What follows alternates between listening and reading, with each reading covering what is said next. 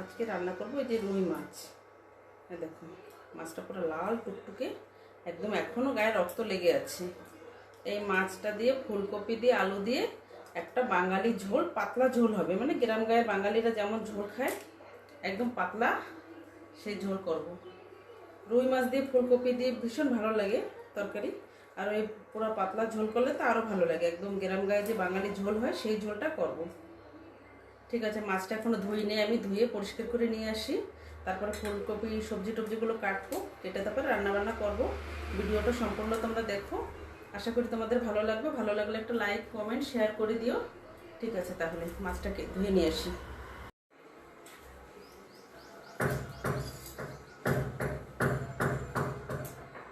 ফুলকপি আলু এখন আমি কেটে নেবো মাছের জন্য।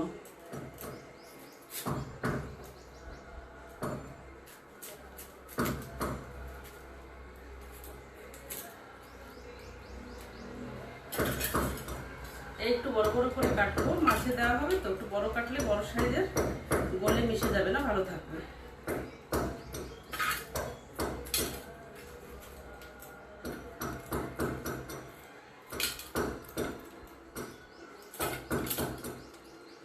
আগে ফুলকপি কাটার সময় এত বড় বড় পোকা থাকতো ভিতরে, শুয়োপোকা, লেদা পোকা।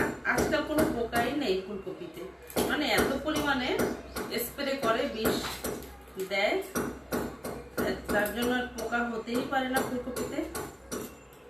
আর আগে ফুলকপি কাটতে ভীষণ ভয় লাগতো, পোকা দেখলে গা শিরশিরি করতো, আর ফুলকপি কাটতে পারতাম না। এখন কিছুই নাই, দেখো মানে এত প্রয়োজন দেয়। খাওয়া কত, মানে কত বড় রিস্ক এটা খাওয়া। আমি ফুলকপিটা না কেটে তারপরে গরম জলে সিদ্ধ করে তারপরে রান্না করি। মেডিসিনটা দেওয়া থাকে কীটনাশক, যার জন্য সিদ্ধ করে না খেলে এটা ক্ষতি হবে শরীরের জন্য ভীষণ। ফুলকপিটা কাটা হয়ে গেছে, এই দেখো কত বড় বড় করে কেটে নিয়েছি। এখন এর জন্য আলু একটা কেটে নেব।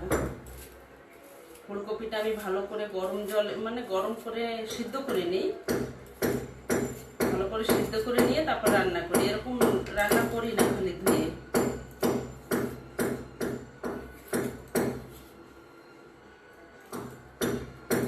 দুটো আলু কেটে নেব।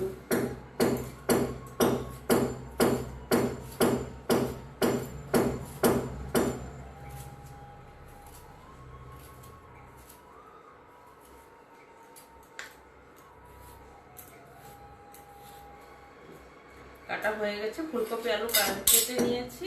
এখন রান্নাটা বসাবো ভালো করে। মাছে লবণ হলুদ লঙ্কার গুঁড়ি ভালো করে মাখিয়ে নিয়েছি। এখন মাছটা ভাজা বসাবো। কড়াইতে তেল দিয়ে দিচ্ছি, তেল গরম হয়ে গেছে। এখন দিয়ে দেবো মাছ।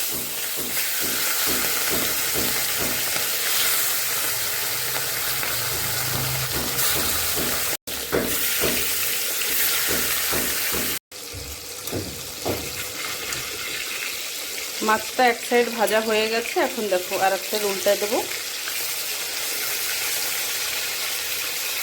সুন্দর ভাজা হয়েছে, এক সাইড কড়া ভাজা হয়েছে, আর এক সাইড কড়া ভাজা দেবো না, হালকা ভাজা করব। তরকারির মাছ তো তেমন কড়া ভাজা দেওয়ার দরকার নেই, হালকা ভাজা করলে হবে। আর এক সাইড ভীষণ কড়া হয়েছে ভাজা, আর এক সাইড একটু এখন উল্টিয়ে দিলাম। আর একটু ভাজা হলে তারপরে তরকারিটা বসাবো।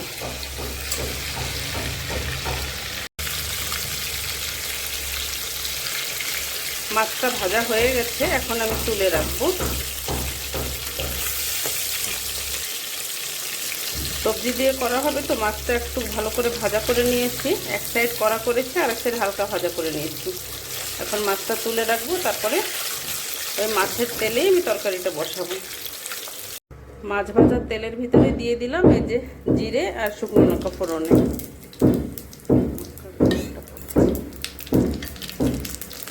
এখন দিয়ে দেবো যে আলু আর ফুলকপি।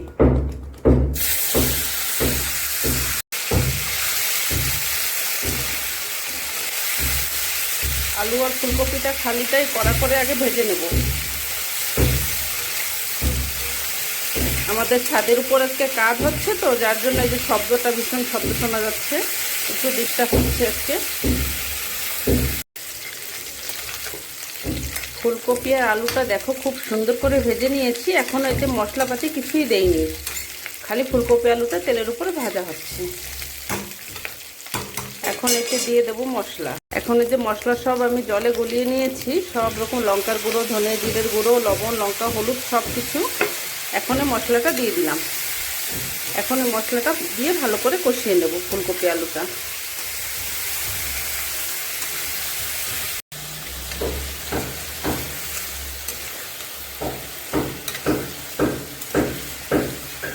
ভিতরে দিয়ে দেবো একটা টমেটো দিয়েছি, বেশি দিলাম না। এখন এটা ভালো করে কষিয়ে নেব, মশলার জলটা শুকানো পর্যন্ত ভালো করে কষিয়ে নিতে হবে।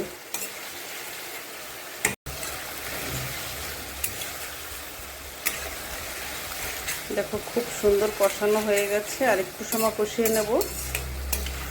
একটু তেল বেশি দিয়ে রান্না করছি তো, তেল বেশি দিয়ে একটু রান্না করলে ভালো লাগবে খেতে।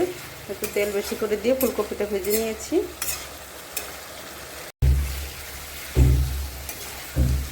ফুলকপি আলুটা কষানো হয়ে গেছে, এখন এর ভিতরে দিয়ে দেবো জল। জলটা গরম করে নিয়েছি, সেই জলটাই দিলাম। এর ভিতরে মাছ পড়বে তো একটু পাতলাই দিলাম, ঝোল বেশি করে দিয়েছি, একটু পাতলা ঝোল হবে।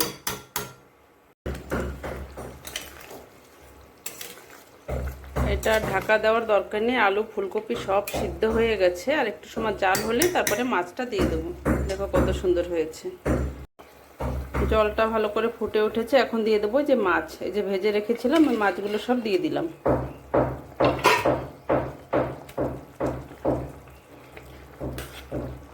মাছটা দিয়েছি তো এখন একটু ঢাকা দেব।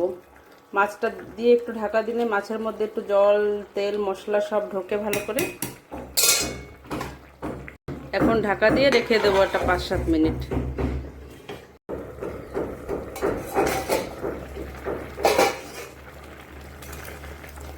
দেখো তরকারিটা কেমন হয়েছে, ফুলকপি আলু রুই মাছের ঝোল খুব সুন্দর হয়েছে। তরকারিটা প্রায় হয়ে আসছে, আর একটু সময় জাল হলে হয়ে যাবে। আলু ফুলকপি সব সুন্দর গলে গেছে, সব সিদ্ধ হয়ে গেছে সুন্দর। আর একটু সময় জাল দিয়ে নামিয়ে রাখবো। তরকারিটা হয়ে গেছে, এখন গ্যাসটা বন্ধ করে দেবো। ভিডিওটা ভালো লাগলে একটা লাইক, কমেন্ট, শেয়ার করে দিও। আজকের মতন এইখানে রাখি, সবাই ভালো থেকো। আর রান্নাটা কেমন হয়েছে আমাকে কমেন্ট করে জানাবে। ঠিক আছে তাহলে রাখি, সবাই ভালো থেকো।